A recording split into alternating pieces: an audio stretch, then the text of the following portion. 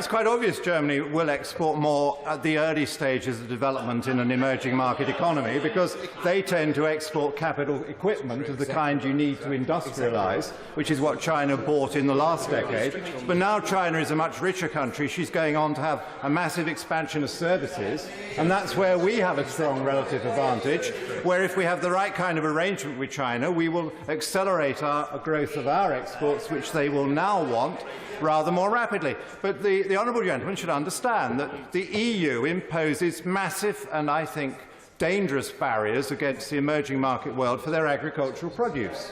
And the kind of deals we can offer to an emerging market country is to say that we will buy their much cheaper food by taking the tariff barriers off their food products, in return for having much better access to their service and industrial goods markets where we have products that they might like to buy. And I hear my honourable friend worried about British farmers. British farmers would, of course, have a subsidy regime based upon environmental factors in the main, which we would want to continue. I give way. I'm very grateful to him for giving way. What impact does he think that would have on Welsh agriculture and the rural economy in Wales? Well, I just explained that it should boost it, because I'm sure, first of all, that more market opportunities will open up for Welsh farmers, but we will also debate in this House how to have a proper support regime.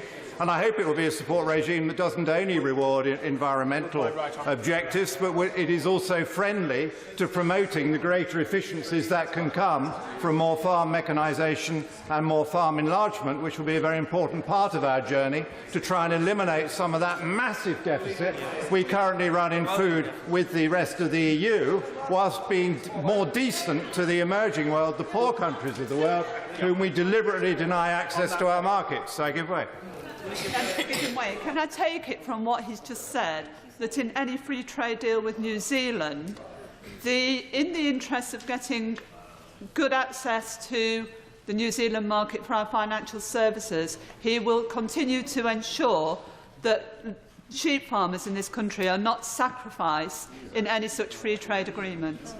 Well, Mrs. Lang, I'm sure that will be a very appropriate part of our discussions when our country holds it with New Zealand and Australia. But I broadly take the view, as I thought the party opposite was now taking the view, that getting rid of tariffs was a good idea. And they've spent all of the last 6 months saying how we mustn't have tariffs on our trade with Europe. Now I discover they do want tariffs on their trade with everywhere else in the world, so I think they are arguing a big contradiction. I'm very grateful to my right honourable friend. He's making a very powerful case. Does he not agree with me that it is a truly remarkable thing that Germany makes 3 times as much money on coffee than developing countries because of tariffs? And does he not also agree with me that at the moment we are noticing a problem with out-of-season fruit and vegetables in our supermarkets, in part because of the pressures that apply to producers in North Africa, and it's no good colleagues opposite having a go at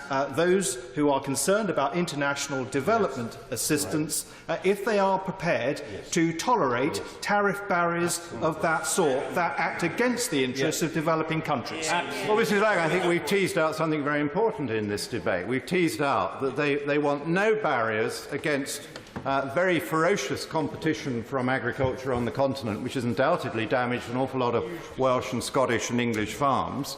But they want maximum tariff barriers on trade with the rest of the world, so we still have to buy dear food. That doesn't seem to me to be a very appealing package. He might be interested to know on the lamb issue. Just last week I visited Randall Parker Foods in my constituency, who slaughter and process several 100,000 Welsh lambs every single year, and who are literally salivating at the chance of opening up, in particular, the US market, where Welsh lamb is underrepresented and where there's a huge potential for us to export even more than we already do. Yeah, well, like my honourable friend, I think there are some great English, Welsh, Scottish, Northern Irish agricultural products, and I think with the right tariff system for the rest of the world, we could do considerably better with our quality products. I give way.